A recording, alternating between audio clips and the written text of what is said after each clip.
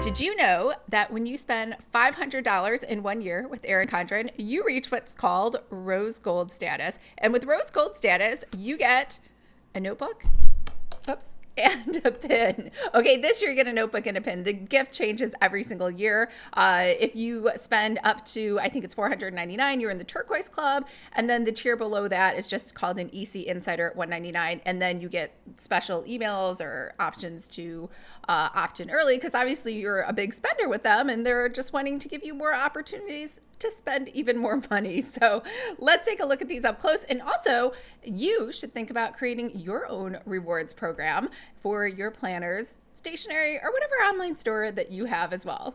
It comes in this cute little envelope, which has the mid-century circles, which I always say I love, but this is a great example of why color is so important, because with the colors, I am like, this is the best design ever, but without the colors, I'm just kind of like, so there's some random circles. They look kind of weird. So anyways, let's open it up. Very excited, because every year it's like just getting a little Christmas present of something that you weren't expecting. So I think that's it. Yep. All right. So we have, wherever you go with all your heart. A little thank you, and your rose gold status is an expression of your true dedication.